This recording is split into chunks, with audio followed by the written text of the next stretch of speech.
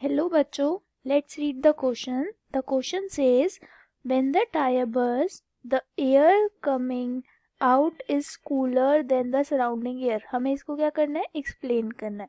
तो देखो क्या आएगा,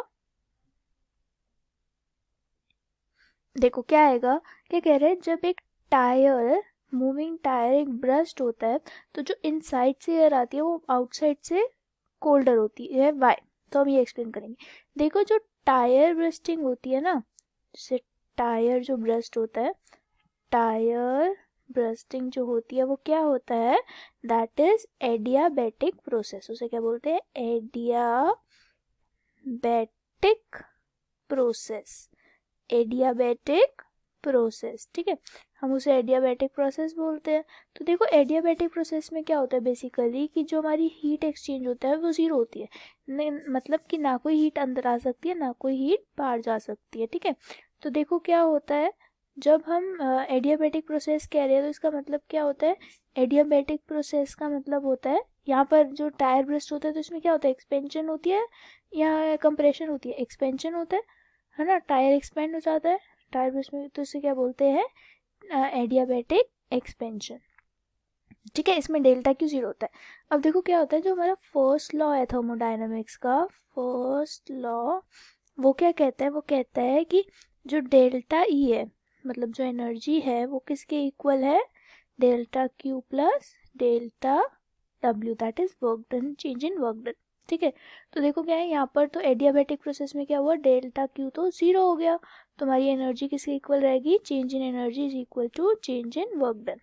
तो देखो क्या होगा, जब टायर फटेगा, ठीक है, तो इनसाइड की जो एयर होगी वो क्या करेगी, वर्क डन करेगी आउटसाइड में, क्योंकि प्रेशर इनसाइड में ज़्यादा है ना, वो प्रेशर को इक्विलिब्रियम में लाने के लिए जो इनसाइड एयर होगी वो क्या करेगी, प्रेशर लगाएगी किस पे, आउटसाइड पे, है ना, तभी तो टायर बर्स्ट हुआ था. तो इनसाइड, वो आउटसाइड या सराउंडिंग में कह सकते हो, प्रेशर लगाएगी. तो क्या होगा, इस वर्क को क्या होगा, जब वो प्रेशर लगाएगी तो क्या होगा, वर्क डन होगा. क्या बोले, क्या होगा, हमारा वर्क डन होगा, वर्क डन, है ना, वर्क डन होगा हमारा. तो जब वर्क डन होगा, कौन सा होगा, जब देखो जब वर्क डन हो रहा है तो क्या होगा, जब इनसाइड एयर वर्क डन कर रही है आउटसाइड सराउंडिंग में, तो क्या होगा, जो इनसाइड एयर है उसकी जो एनर्जी है वो क्या होगी, डिक्रीज हो जाएगी. एनर्जी क्या होगी, डिक्रीज हो जाएगी. और हमें पता है जब energy is directly proportional to temperature, कि अगर एनर्जी हाई होती है तो टेम्परेचर भी हाई होता है. तो देखो जब एनर्जी डिक्रीज हो गई तो क्या होगा, एनर्जी डिक्रीज होगी तो क्या होगा, क्या कॉन्सिक्वेंस आएगा, इसका मतलब आएगा कि हमारी टेम्परेचर भी डिक्रीज हो गया, है ना.